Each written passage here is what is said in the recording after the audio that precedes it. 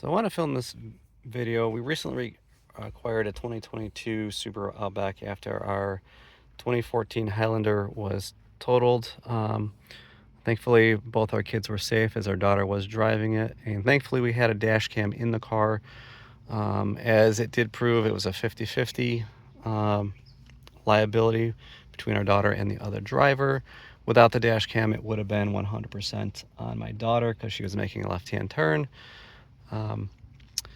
But so in this video, I wanted to show you how I kind of routed the dash cam in the Subaru Outback. In the Outbacks, it's a little more challenging where you place the dash cams because of the eyesight in these. You really can't have it blocking the view. I opted for this VIOFO dash cam because it has a 4K camera out front and a 2K camera out back.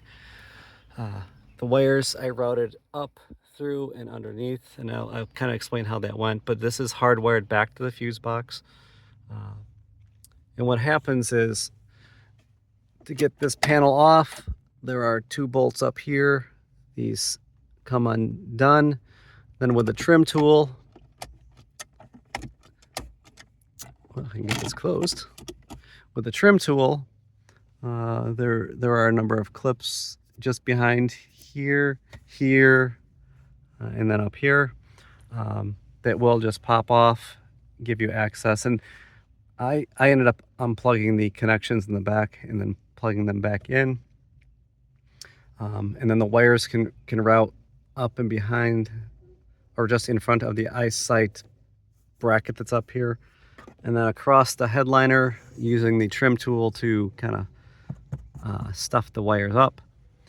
This A-pillar cover does come off, and this is part of the reason I'm filming this. The one thing I want people to realize is these do pop off pretty easily, but the key thing is to ensure, and you can see the zip ties there, that you're using the original wiring harness to zip tie your wires to, because a lot of these videos on this that I've seen out on YouTube, and I don't like them, is they'll have the wires come across and just tuck them behind this cover, and then they end up covering the airbag, and you're creating a hazard where this wire may prevent the airbag from working properly, or maybe hitting you, or hitting the driver at a very fast speed, which is not going to be a good thing. But regardless, these covers come off pretty easily. There's 2 clips. There's this black one here, and then there's the orange one down there. With the orange one down below, you literally reach in and you kind of twist it so it will completely release this, and then this black one will pull out as well. But once that's out of the way, it does make it quite a bit easier to get your wires in place. So the wires, they come down, they follow the wiring harness down to the bottom, they go behind the wiring harness that's in the factory, then it comes down behind the molding. The power comes through this panel, which is easily removable. You can get a trim tool behind it, or you can push it out. You can push it out from inside. And the fuse box is right here. I used the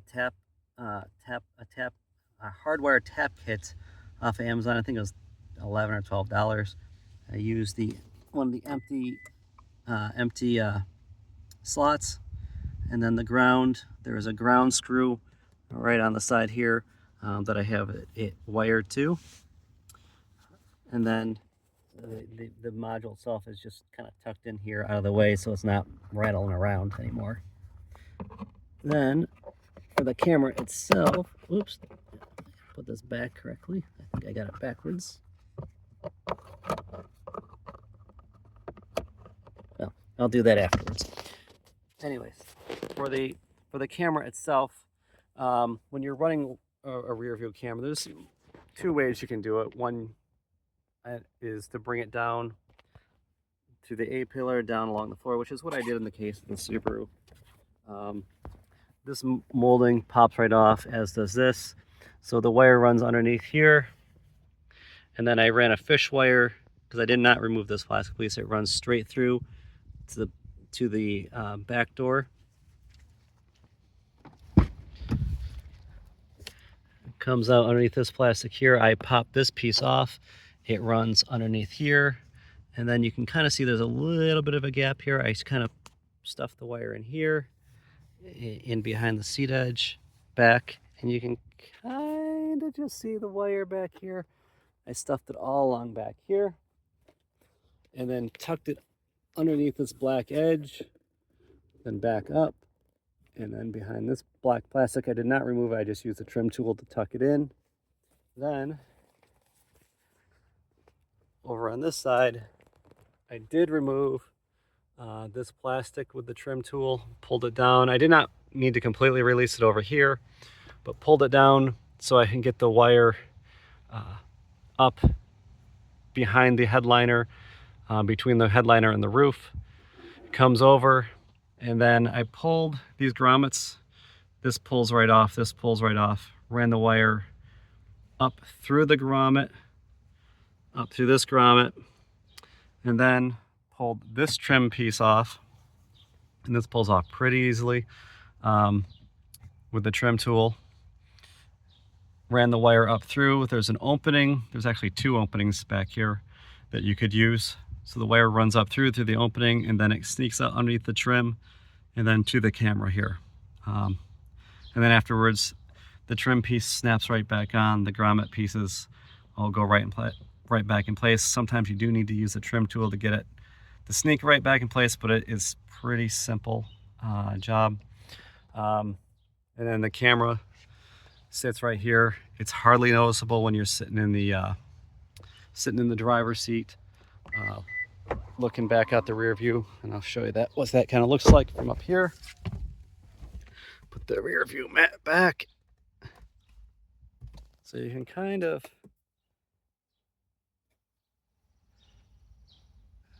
see it. Oops, it's hard to see it actually. There we go.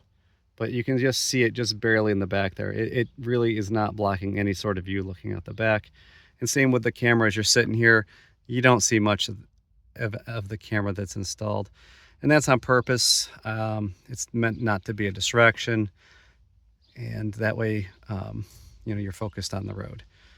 The camera I went with, again, this one, I liked it just because and it's hard to see, I apologize. It's the A229 Pro. Went with this one because it had a lot of great reviews. One I'd used previously was okay, but this one is definitely an upgrade over the one I had installed in these cars. And again, I don't have the parking mode turned on for this one. I'm really just more concerned for anything that goes on the road. And again, I have this installed in our daughter's car. I also installed this in our Hyundai Elantra that our son will be driving shortly. And again, I'll have a video for that one as well. But I just want to share this. And again, my key point is, if you're running these, don't come over here and cross the airbag. That's a very dangerous method to install these wires.